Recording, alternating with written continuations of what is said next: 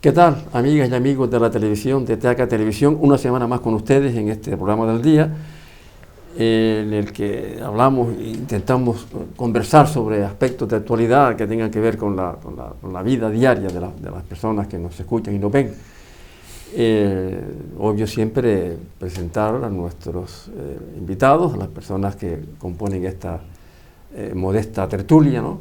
Arminda Melián es psicopedagoga, compañera y amiga nuestra, y Antonio Melián, al que también ya conocen como mediador familiar y máster en mediación familiar e intervención familiar y licenciado en ciencias religiosas, que por cierto tiene que ver bastante con el tema que vamos a tocar hoy.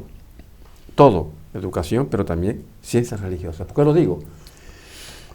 El pasado 1 de noviembre se festejó en el mundo occidental, por lo menos, el Día de los Santos Difuntos y de todos los santos y los difuntos, los santos, con gran raigambre histórica y antropológica en muchos países, en Canarias, en España en general, en Hispanoamérica, en México, en Argentina, en todo lo que tiene que ver con la desaparición de los seres queridos y el culto a los muertos en definitiva. Pero previo al culto a los muertos, o al mismo tiempo que se produce lo que ustedes saben muy bien, todos los que nos escuchan y todos lo hemos pasado alguna vez en nuestra vida, el sentimiento de duelo, cuya definición psicológica es un sentimiento de tristeza, de abandono, de melancolía, en el que siempre hay algo de soledad. Esa persona se siente sola y es tristeza. ¿Por qué? Como dice muy bien el cantar, el bolero, por la ausencia del bien querido, que también es un bolero muy bonito, incluso una samba argentina, ¿no? Y esa ausencia produce dolor, produce resquemor en el ánimo y produce una sensación que puede que vaya desapareciendo con el tiempo, pero que siempre quedan restos y que en algún momento pueden reverberar y volver a surgir ante un acontecimiento, ante un recuerdo de la persona que se nos fue, a quien quisimos en vida. Sobre este tema, y también por supuesto el sentimiento y lo que es el sentido de la muerte, sobre todo en nuestras sociedades, pues vamos a conversar entre nosotros y que ustedes también pues pueden escuchar nuestras modestas aportaciones. Arminda, duelo, tristeza, melancolía, por supuesto, que también el duelo se produce a todos los niveles, también en la infancia. También se podría hablar del sentido de la muerte en la infancia, que va creciendo a medida que crece la edad. Cuando todavía posiblemente a los 8 o 9 años el niño no tiene conciencia de que la gente enferma y de que no entiende que la gente se muera. Después ya sí. ¿Cómo interpretas tú, cómo ves tú este tema en adultos y menores? Pues yo creo, Paco, que este tema debería ser más visible, porque lo que sí que tenemos claro cuando nacemos es que nos vamos a morir. No sabemos si vamos a ser ingenieros, psicopedagogos, maestros, cocineros, ¿no? Pero lo que sí tenemos claro es que vamos a morir. Sin embargo, a nivel social se ha convertido como un tema tabú. Y eso hace que entonces en las familias no haya la verdadera educación emocional que este caso requiere, ni siquiera el tiempo para pasar el duelo. Es más, en la sociedad de prisas que vivimos, hay momentos en el que ni siquiera nos permitimos el acompañar pues en un tanatorio. Antiguamente, ustedes lo saben mejor que yo, ese duelo se pasaba en casa, y se pasaba, es decir, cuando realmente fallecía la persona, esa persona se quedaba allí 3 días, creo que era. Ahora mismo la incineración es inminente, ¿no? O se deja un día por en medio y sobre la marcha, ¿no? Y cuanto antes da la sensación, ¿no? Lo voy a decir así muy frívola, pero da la sensación que cuanto antes te lo quites de encima, mejor, ¿no? Para siguiente paso. Y creo que no, creo que todo ese tiempo que se permitía antes es el necesario para poder digerir lo que está pasando, para poder a nivel cerebral crear todos los mecanismos y las estrategias y las herramientas para poder pasar esa fase de duelo, que son 6 fases, ¿no? Que es un tiempo ahí. Es más, el duelo en sí, normalmente, va a durar prácticamente un año. Y nosotros no lo queremos quitar en 3 semanas, ¿no? Ya está, no pasó nada, ¿no? Sí que pasó, sí que impactó, y eso hay que legitimárselo y hay que verlo, ¿no? Y es importante, porque en la medida que como adultos nos permitimos pasar ese duelo, nuestros hijos también, como siempre digo, somos modelos de ellos. Nos van a ver y van a decir, pues sí que se puede llorar, que eso no es solo cosa de niños, ¿vale? Claro, Porque a veces está instaurada esta cosa de que solo lloran los cobardes o los niños y tal. Para nada, lloramos todos y es muy sano y muy necesario. Claro. Es más, si no lloras hay que ver que a lo mejor hay un problema ahí, ¿no? Entonces, importante esto, ¿no? Que en casa se haga el duelo necesario y que se permita y que nos acompañemos entre todos. Cuyo última etapa es la aceptación profunda de que la persona ha desaparecido. Y tú ahora has apuntado una cosa muy importante desde el punto de vista histórico que me lleva a, Antonio y yo, lo sabemos, el duelo antes era la casa donde fue un duelo. Sí, ese duelo... Era la casa. 3 días no creo, porque, no. Pero 36 horas sí, porque había una normativa, desde la época de Franco había una normativa que no se podía enterrar antes de, por aquello de, ¿cómo se llama esa enfermedad que muere y de repente? La catalepsis o... Sí, catalepsia, narcolepsia, sí. Catalepsia, que hay casos en los que efectivamente se destapaban las sepulturas y estaban de lado, estaban boca abajo. No quiero ni pensarlo. Sí, efectivamente. Por eso, bueno, perdona, hay mucha gente todavía hoy que te dice, no, que me incineren porque yo tengo miedo de que me... Claro, porque te incineras y podrás sentir el primer calor, pero del resto ya pasó la historia. Sí, en todo caso. Sí. Bueno, el tema es que efectivamente el duelo por muerte es el duelo más tratado, más conocido, pero hay duelos de perder un ser querido a perder una cosa querida, perder o un amor. El medallón que te regaló tu abuela o que lo querías y ella te lo dio, en fin, perder ese medallón es terrible, cada vez que lo recuerdas te emocionas, es decir, perder la moto porque has tenido un accidente y lo más importante para ti después del trabajo era la moto, porque era lo que te trasladaba rápidamente, perder fincas, ¿no? Tener que venderla o tener que quitártela. Es decir, hay muchos duelos y con una relatividad, pero el duelo fundamental ese es la pérdida de un ser querido, como tú definías inicialmente, y si nos centramos en esto está bien. Entonces, yo creo que en el duelo hay muchísimos tabús, ¿no? Primero, los duelos, los lutos, estaban marcados por la sociedad en la que vivíamos, ¿no? Yo recuerdo que un luto de un padre y una madre era, me parece que 2 años. Luego 3. O 3. Y luego se iba amainando el de viuda era toda la vida, ¿eh? El de viuda era cerrada en negro toda la vida. Pero por decisión de la viuda. Sí, negro. Negro cerrado. Moría con su marido. Claro. Esto... en fin, había una serie de hasta por un vecino era deferente tener un mes de luto. Claro.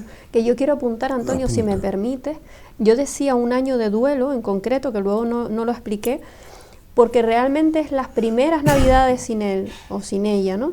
El primer cumpleaños sin tal, el primer verano sin tal, entonces pasa todo un año entero en el que vamos recordando, es la primera vez que aquí no está, es la primera vez que aquí no está, y entonces ya como que hemos elaborado ese duelo y al siguiente año ya son las segundas navidades y ya es otra cosa, ¿no? Entonces, por eso yo enmarcaba en 1 año, ¿no? Porque efectivamente el proceso duro no tiene por qué durar tanto, o bueno, a veces sí, pero es cierto que vamos a estar 1 año como todavía pues recordando y cerrando etapas y cerrando porque son las primeras veces que aquí no está, ¿no? Sí, el término es elaboración del duelo. Exacto. Sí, salvo que el comportamiento social te obligue a morir lentamente. Entonces, ese duelo se puede prolongar años. Es decir, la abuelita que está comiendo y de repente le salen las lágrimas, porque se está comiendo un potaje con piña que a mi marido, que en gloria esté, o al hijo, o a mi hijo, le encantaba esto, y empieza a llorar. Pero esto hace 4 años se murió el hijo, 6 años, pero cualquier cosa que recuerde. ¿Esto qué lo provoca? Pues ese sentimiento de sufrimiento a perpetuidad por la pérdida de un ser muy queridísimo. Entonces, habían, sobre todo las abuelas, lo que tú decías, la viuda, las abuelas duraban toda la vida el duelo, se morían sufriendo. Y el símbolo externo era el luto. Sí, y el símbolo externo era el luto. Entonces, el escarnio más grande que podía ser un familiar era no ponerse luto por un difunto familiar con el que se había peleado. Eso era un escarnio, no lo querían, no lo saludaban, lo despreciaban, ya tenía todos los amigos, ¿no? Entonces ya por lo menos se ponía el botoncito para que no lo criticaran, pero nada más. El tema es muy agudo. Yo entiendo que hay gente que sufre naturalmente esa pérdida, pero que la va racionalizando y le va integrando. Entonces podríamos decir que ese es el luto natural. Yo conozco personas, hombres o mujeres, porque tampoco hay que distinguir mucho. Yo estoy ahora mismo pensando en un señor que se murió su mujer hace 12 años y no sale de casa. Está siempre, permanentemente recordando a su mujer, está hablando permanentemente de su mujer y se siente terriblemente dolido por la desaparición de su mujer. Esto no es sano psicológicamente, ustedes verán, pero a mí me parece que esto tiene que ser ayudado a salir de ese escombro, de esa melancolía para oye, vivir un poquito en la vida, ¿no? O sea, yo no sé si en esa otra vida, si la persona es consciente y tiene conexión visual con la realidad, ¿qué tal de contenta estaría viendo llorar a su marido? Chacho, sé feliz, tío, pero no se lo puede decir. Porque entre Abraham y la familia del rico Pulón hay una diferencia, es decir, hoy llamamos ¿cómo le llamamos? Una tercera etapa, una tercera fase. Sí, hay muchas fases y no podemos llegar. Que no hay que olvidar que, claro, estamos hablando del duelo por la pérdida, pero también la pérdida es cuando se rompe una relación amorosa. Pero, por ejemplo. Ese es otro tema. Hoy estamos hablando de la ruptura anímica, la tristeza, la melancolía por la muerte de su querido, por el Día de Todos los Difuntos y los Santos, que es el día 1 de noviembre. Sí. Pero no olvidemos que también duelo es cuando una persona, cuando dos enamorados rompen una relación y también hay una pérdida, porque es lo que en psicología llamamos la pérdida del objeto. Se pierde el objeto amado en el amor. Claro, en el tema que nos ocupa es una pérdida irreparable. Es una persona, y antes hablamos de las fases en la que poco a poco la persona va pasando por una serie de fases, de eslabones, en los que primero no se lo cree, luego se lo cree más, y luego llega un momento en que ya está plenamente convencido a sí misma o a sí mismo de que la persona ya no va a venir.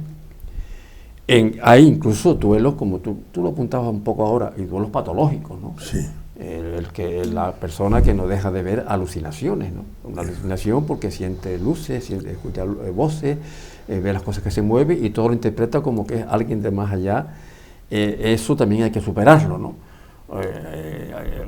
Eso hay que estudiarlo, eso estudia en psicología, y lo que tratamos el tema tenemos que ir trabajando con la persona para que supere, lo que tú muy bien decías ahora mismo también, para que supere esa enfermedad, porque es una enfermedad. Este señor no sale de casa, tiene que poco a poco tiene que ir saliendo, claro, 12 años, imposible, ¿no? Evidentemente no lo mismo. Pero está alimentada está por el alimentado, ambiente. porque veo su WhatsApp, ¿no? Claro. Está alimentado por un grupo tremendamente sentimental y que apoyan Claro, la idea, exterior. la valoran. Claro, claro. Y entonces él ya está en un rol de no decepcionar a sus seguidores. Está metido ahí, ¿no? Lo que pasa es que esta gente de fuera tendrían que animarle para que salga de esa postración. Porque al fin y al Claro, cabo, claro, al fin y al cabo, no, le quieren así, le quieren sufrido, sufridor, melancólico, es el hombre modelo para las mujeres que van quedando sufridora duras. también, claro. Sí, Muy sufridora. sí. Cuando yo me muera, si mi marido me hiciera, yo me sentiría orgulloso en la otra vida. Cosas así, es un mundo Sí, que se crea sentimental, claro, pero este hombre y se alimenta. Claro, este hombre lo que está sucediendo en él es que está exactamente en la transposición, el ejemplo de la viuda que se cerraba de negro toda la vida. Es decir, en los campos antes estaba muy mal visto. Muy mal visto. Que una mujer vistiera, no de color, sino, no, tenía que estar negro, mantilla negra, pañuelo negro, Medias negras, todo, zapatos negros. toda la vida, por un padre y una madre creo que eran 3 años, por un tío 1 año, algún vecino menos, y además yo personalmente yo lo sufrí, la muerte de mi papá cuando yo ya tenía un niño Y yo a tu madre la conocí siempre de negro. Claro, por ejemplo, y yo de niño, efectivamente de negro, y cuando murió mi papá muy joven, claro, a mí me vestieron de negro. Y claro, se vestía de negro, y cuando no había ropa negra, la gente tintaba las ropas de color. Compraba tintes para negro. Para el negro. O sea, era obligatorio. Corbata negra, pantalón negro, chaqueta negra, calcetines Camisa negros. negra muchas veces. Camisa negra muchas veces. Era terrible. Era ¿no? íntegro el duelo. Era un calor. Efectivamente, claro, el calor negro. El color negro tira. Claro, Y estamos hablando. Menos mal que en Cuba es blanco el luto. Por ejemplo. Pero por el calor. Por el calor. Porque Claro. el blanco refracta. Y Entonces, cuando tú veas un cubano vestido todo de blanco, alguien se ha muerto. Ha muerto. En algunos sitios. Y perdona, Bueno, Arminda, que ya estemos vi. haciendo una No, a mí me una encanta. digresión histórica, ¿no? Porque es A así. mí me encanta. Es así, Sí, porque sí. además en los campos, voy al duelo. El duelo era el lugar donde estaba el difunto o la El difunta, difunto, y ahí se juntaban. Aquello que decía, ay, qué bueno era, Titi Panchi. Sí, los gritos, Bueno, los alaridos. Y cuando moría un niño, yo me acuerdo Ay, también, ay. Yo también de niño, de mi madre, la pobre, dentro de sus recursos, no tenía otro. Pero ¿qué pinto yo de 9 años en un duelo de un niño? Pues me mandaba que fuera al duelo. Sí, no, yo iba también. ¿Verdad? Lo más doloroso Claro. era cuando llegábamos. ¿Por qué llegábamos? Y ya empezaba aquella mujer Sí. mirando las caras. ¿Verdad? ¿Por qué mi hijo y no este? Y no, éramos sus compañeros. Pero nosotros, que éramos los Es que así. levantábamos la caja, presuntamente los más amigos Sí. o familiares, en los que oíamos los alaridos de dolor, no, de sufrimiento, de teatro, porque también lo había. También. Las plañideras han existido siempre, pero era terrible aquel griterío de los hombres secándose las lágrimas. Digo, aquí no se escapa nadie. Y yo haciendo así a ver si lloraba. Sí, Porque yo lo que estaba era acojonado, ¿no? Exacto, acongojado, porque no yo tenía dolor. Bien, estamos haciendo declaraciones. Yo creo que puede ser interesante y que muchos de nuestros queridos y queridas telespectadores posiblemente entiendan y a lo mejor también han vivido. Seguimos hablando de esto dentro de un momento.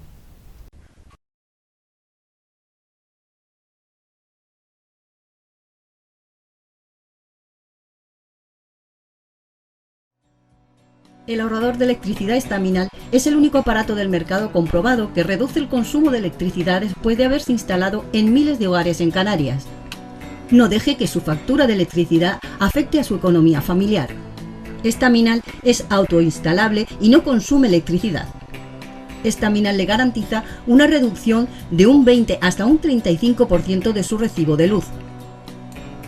Diga basta al excesivo consumo de electricidad y llámenos ya al 928-481-249. Recuerde, puede ahorrar hasta un 35% de su factura de electricidad. Estamina, la seguridad del ahorro.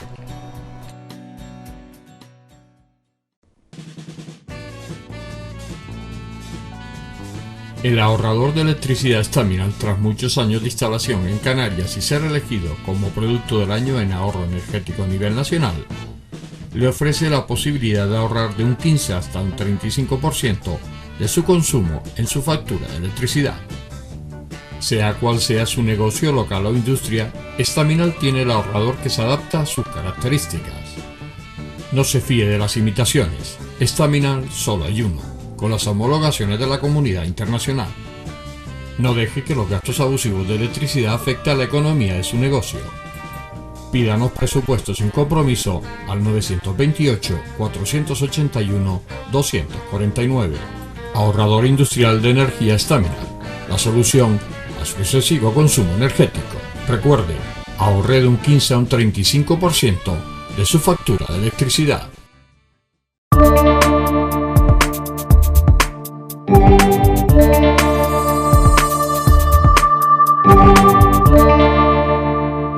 El duelo, 1 de noviembre, Día de Todos los Santos y de los Difuntos, que además eran 2 días. El día 1 de noviembre era el Día de Todos los Santos y el día 2 el Día de Todos los Difuntos, que entre nosotros, Antonio, no había escuela. No había escuela, era día de fiesta de igualdad, sí, los dos. El Día de Todos los Santos y aconsejable el Día de los Difuntos. Entonces, claro, y como decíamos, era un luto que guardaba toda la familia, quizás de forma un tanto equivocada, sobre todo hoy día, ¿no? Cuando además, tú me apuntabas antes un dato por las prisas, hoy los tanatorios los visten muy bien, los ponen muy bonitos, qué guapo ha quedado y demás. No hace unos meses o un año leí una noticia de que en Nueva York, en algunos barrios de Nueva York, están haciendo lo siguiente: ponen la caja con el difunto tapada, claro, la ponen en una esquina, en una puerta, y los coches pasan rápido y hacen el duelo así. O sea, ya ni lo acompañan. Que al fin y al cabo, también una cosa importante, acompañaban a las deudoras, a las personas que sufrían, a las personas queridas que habían vivas. Pero muchos lloros y muchos llantos, sobre todo de mujeres, eran plañideras en el sentido estricto, que lloraban no por el pobre que estaba allí, sino por sus propios difuntos. Sí, también. O sea, o sea, en el duelo físico real de ese momento, ¿verdad? No solamente lloraban o estaban compungidas o compungidos por la persona que estaba allí, que yacía allí, muerta, sino que se acordaban también de sus propios difuntos, y entonces lloraban por ellos, ¿no? En un pueblo donde yo viví mi infancia, de cuyo nombre no quiero acordarme ahora, se cantaba llorando anécdotas que pasaban entre mi abuelo y tu abuelo que está aquí. ¿Sabes aquella vez que cuando se pelearon por la baraja? Y dice, no, y el día que nos comimos un caldo de pescado en casa de tu abuelo, que mi abuelo le gustó tanto que le dio un abrazo y se perdonaron todas las trampas de la baraja, pero cantado, y te acuerdas del primo. Entonces, era una cultura que antropológica, ¿no? Te vas a África y es el movimiento de labios, que era de manifestación de dolor, sí. Te vas o de alegría, depende de dónde estés. Te vas a otros sitios, te vas a los esquimales, y los esquimales cantan y bailan.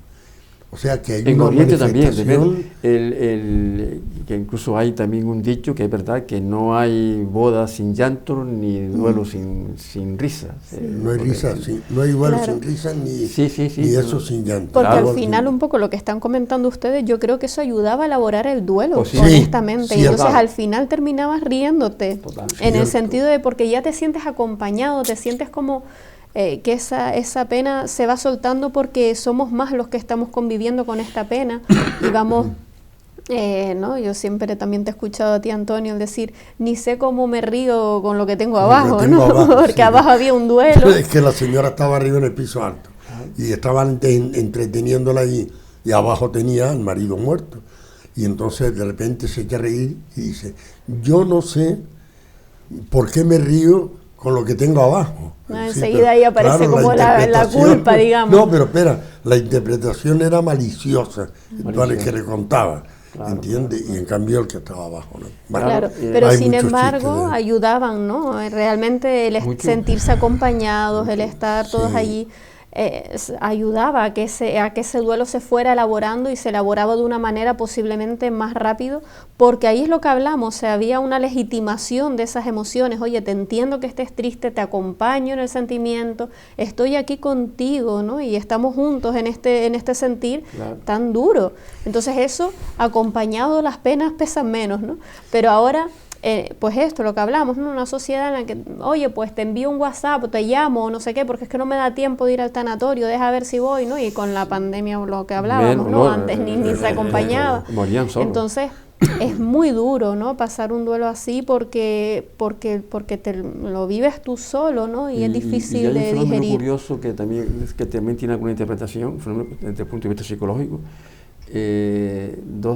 Una pareja de mayores ya, que viven bien, viven en pareja, y muere uno, y la gente, y a los 3 meses muere el otro. Sí, hay muchos casos. Sí, muchos casos.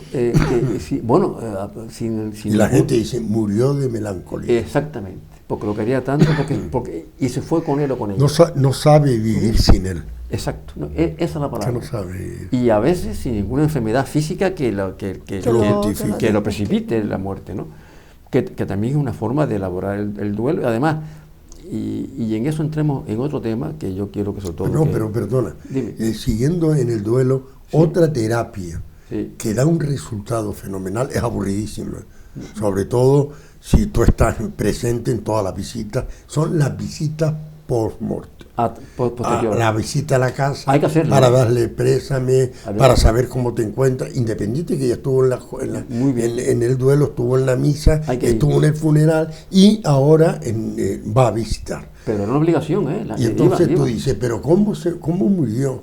Pues, y empiezan a En recordar. junio, y estamos ya en agosto, o en Y septiembre, recordando. y entonces empieza día por día, no, mentira.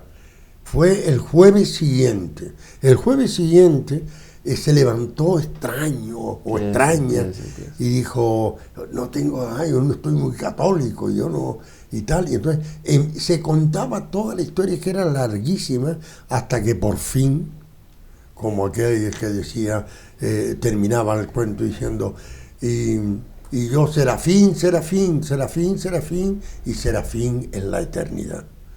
O sea, era el final. El final era trágico, ¿no? Sí, lo más Ella despertaba que- al dormido y el dormido ya estaba en la eternidad. Que hoy eso se hace en el sanatorio. Y ya está. Sí, Porque sí. no hay visita posterior. Salvo que visita así, lo pueden ir a los psicólogos, a veces los psiquiatras, para que les consuele o para que un tratamiento para elaborar el duelo, porque el psicoterapeuta lo que ayuda es a elaborar ese duelo, más pronto o más tarde, pero antes, como muy bien decía apuntado Antonio, y además es una propia de la antropología nuestra isleña, ¿no? Casi era obligado.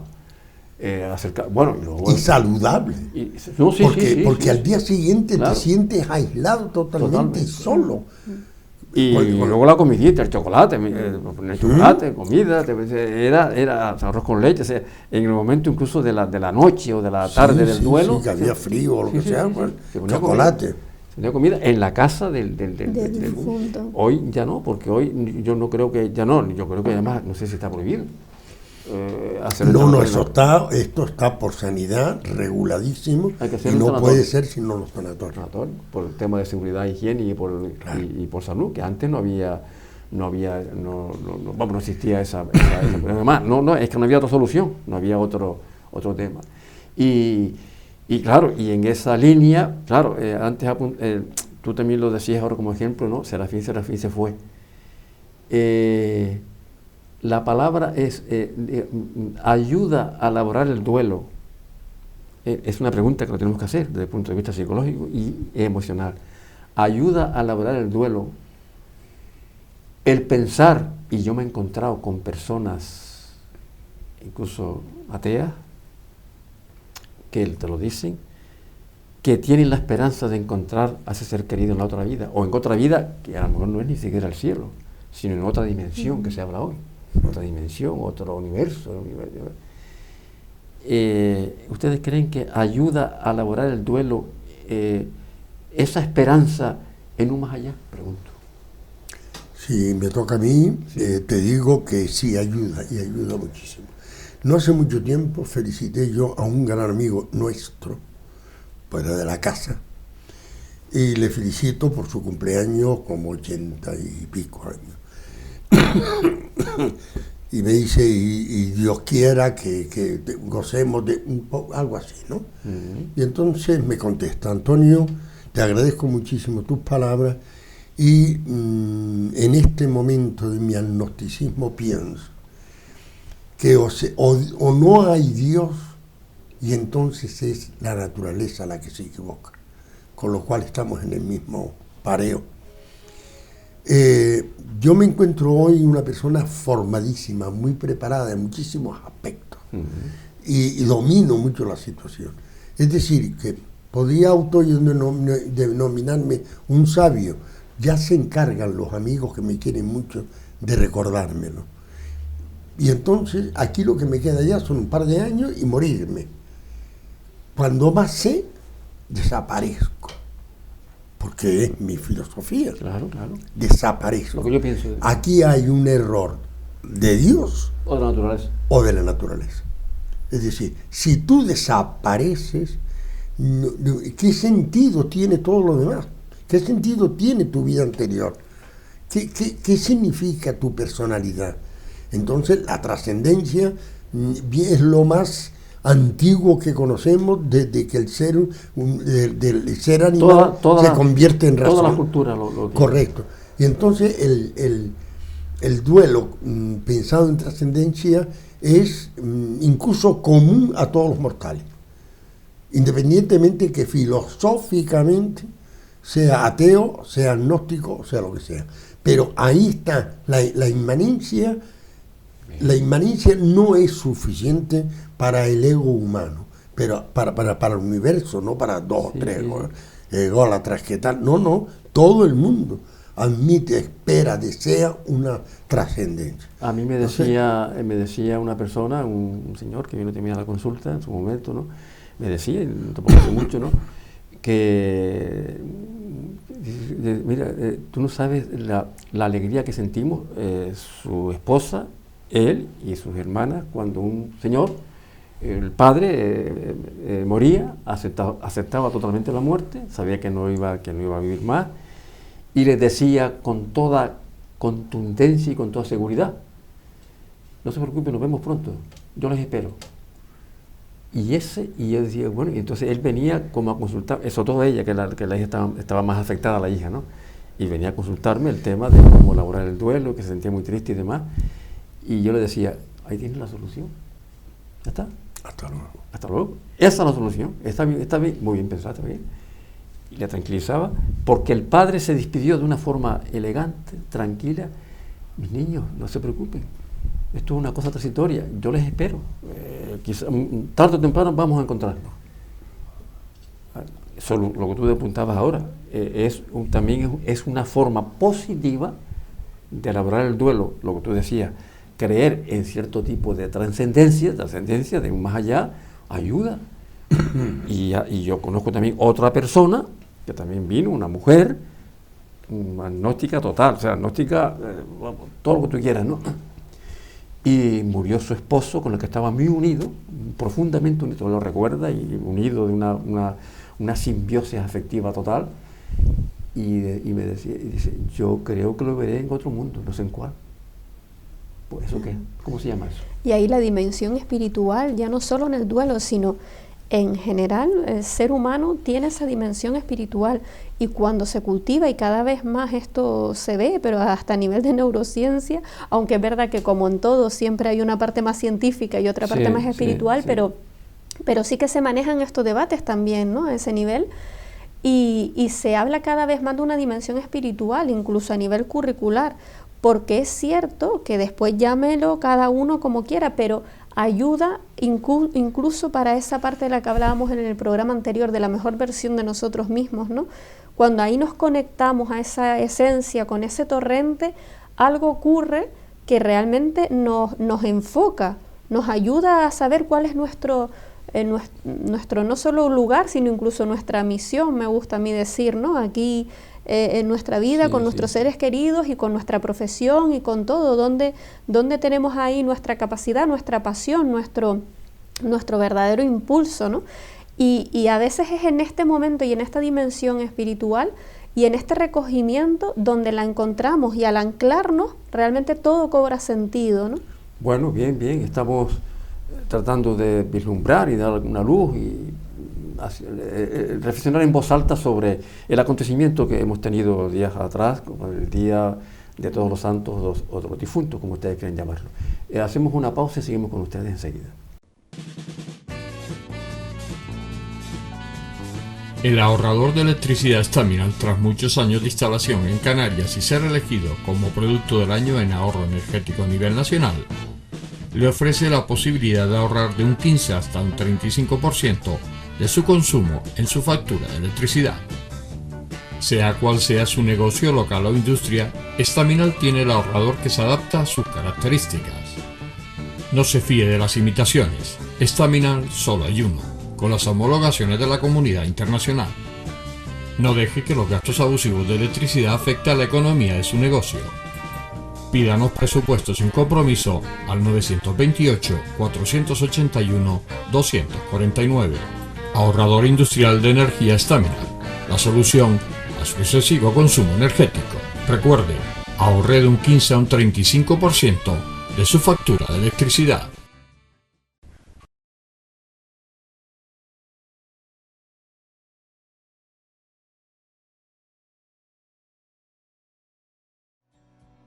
El ahorrador de electricidad Staminal es el único aparato del mercado comprobado que reduce el consumo de electricidad después de haberse instalado en miles de hogares en Canarias. No deje que su factura de electricidad afecte a su economía familiar. Staminal es autoinstalable y no consume electricidad. Staminal le garantiza una reducción de un 20 hasta un 35% de su recibo de luz. Diga basta al excesivo consumo de electricidad y llámenos ya al 928-481-249. Recuerde, puede ahorrar hasta un 35% de su factura de electricidad. Staminal, la seguridad del ahorro.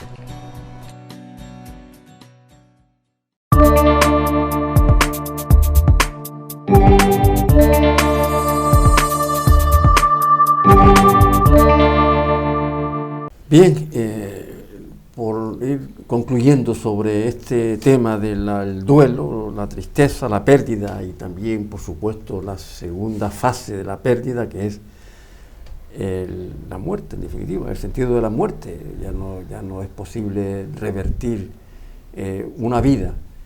Y antes planteaba una pregunta y la compañera y el compañero me la han respondido, y yo también tengo que responder que efectivamente cuando uno se encuentra con personas que te vienen que consultan un tema de duelo, de pérdida, de tristeza, de melancolía, lo sobrellevan mucho mejor, superan mejor este trauma, este acontecimiento, esta tristeza, cuando unos u otros creen en un más allá. Independientemente de que sea cierto o no cierto, porque también hay científicos, hay astrofísicos de gran envergadura que dicen, no, estamos aquí por azar, esto es un azar y se acabó. Y hay también astrofísicos como Paul Davies, que es un gran, Martin Rees, que hablan y son astrofísicos, no son chamanes, que dicen que no, que puede haber alguna posibilidad y que en cierto modo, como tú apuntabas, enraiza también, tiene sus raíces en todas las culturas que admiten que todas las culturas, todas las religiones, todos los credos. Y las culturas, es decir, claro, los egipcios llenaban las tumbas de comida, claro, y de calzado para el viaje. El viaje. ¿Eso qué es, no? Claro. ¿A dónde vas? Y luego vamos evolucionando y sabemos que el cuerpo permanece en la tumba y que lo que trasciende es el espíritu, es el alma. Depende cómo lo veas. Lo que apuntabas ahora, y vuelvo a citar al gran Michel Montaigne, que hablaba en aquel momento de crisis en el siglo XV, como hoy, porque se puede trasladar al tiempo de hoy. hoy día estamos perdiendo el sentido de la espiritualidad. Pero lo que es el espíritu, no hablo ni siquiera, sino el conocerse a sí mismo de Sócrates, e incluso el trascender, el más allá y el trascender al otro, es decir, volver a la cultura del espíritu, al recogimiento, a la filosofía en definitiva. ¿No? Y yo creo que sí, yo creo que ayuda bastante, ¿no? Creo que ayuda bastante, pese a que luego te encuentras con personas que te dicen, no, yo sé que no iba a nada, que eso se acabó, lo acepto y lo acepto. Yo lo respeto. Claro, lo respeto y demás. Lo lamento. Y con la se va a llevar una sorpresa. Sí, con un método, digamos, socrático, un método, digamos, de los epicúreos y de los estoicos, sobre todo, decir, no, esto aquí se acabó y la vida es una y hay que vivirla plenamente. Yo recuerdo un señor del campo, un autodidacta, gran amigo mío, un tipo fabuloso, pero muy lector y demás, que era una maravilla, tenía una tienda y demás, y me decía, desde el punto que yo interpreto desde el punto de vista ético, me decía, vamos a ver, yo soy un poco escéptico, a veces pienso que no hay nada, ¿no? Pero vamos a ver, una madre abnegada, que al cuidado de 8 hijos, dedicado a sus hijos toda su vida, se muere, y un sinvergüenza, un ladrón, un codicioso, un asesino se mueren, y a los dos la misma parada de tierra. Es curioso el pensar de este dice, no lo entiendo, no lo puedo. Y mire que me decía él, dice, yo no soy muy creyente, yo en los curas no creo. Pero yo tampoco, claro. Me decía, porque yo tampoco. En el credo no dice, no, porque no hay ningún dogma de fe que avale que hay que creer en los curas. Eso se lo dije yo a un borracho una vez. Le dije, yo no creo en los, porque yo iba a sotana y tal, yo no creo en los curas, yo tampoco. Y me decía después, más tarde, un amigo mío, un señor mayor, me decía, a don Antonio, que ya había llegado a su casa. Yo creo que ya había llegado a su casa y él no se movía. Y decía, pues no me odio, te odio. Claro, pues no me odio. Lo desconcertaste. Claro. Le tiraste todos los esquemas abajo. Entonces, ¿qué? Si no cree en sí mismo. Total. Claro. Pero bueno, yo quería apuntar también con lo que hablaba antes de la neurociencia. Se está descubriendo, y esto ya es algo real, que la meditación o la oración realmente es un preventivo de salud mental, Paco y Antonio. Las cuerdas del rosario. Es un preventivo porque es el momento en el que también incluso hay respiración un poco más calmada, todo eso ayuda al hipocampo, que es la parte donde está la memoria, incluso a prevención de Alzheimer, fíjate lo que te digo, de verdad, se está descubriendo la importancia de la meditación, que por eso toda la importancia del mindfulness también, ¿no? Pero no solo eso, sino también incluso con una dimensión espiritual, ¿no? De oración, de meditación, de ese momento de recogimiento en el que puedes ayudar a tu prefrontal, que es todo el que lleva el control inhibitorio y el que ayuda al control de las emociones. Pues ahí haces como carreteras, ¿no? Porque hay como más carreteras de la parte emocional del cuerpo hacia el cerebro, ¿no? Pero en esa parte de meditación, de oración, de recogimiento y de respiración, ayuda al revés, a toda la parte del prefrontal, a la parte más consciente, a ayudar a comprender a esas emociones, acogerlas, legitimarlas, respirarlas y colocarlas en su lugar. Entonces ahí cómo esa dimensión espirul de la que hablamos realmente ayuda también a la salud mental. Y eso a nivel particular, pero incluso a nivel ya de la astrofísica actual, de algunos pensadores que podemos estar de acuerdo o no, pero que hablan de una inteligencia universal. Es decir, somos inteligentes y esa inteligencia no va a desaparecer. Y hay personas que les angustia y te lo dicen, mira, yo no sé lo que pasará, pero me fastidia mucho desaparecer. Pero eso obedece al principio imbativo hasta hoy, de que la energía no se destruye. Ni se crea, ni se destruye. Se transforma y sigue permanente. Que esa energía le quieren llamar Dios a alguno, vale. Que esa energía le quieren llamar trascendencia, vale. Que a esa energía se le quiere llamar un sustento posterior.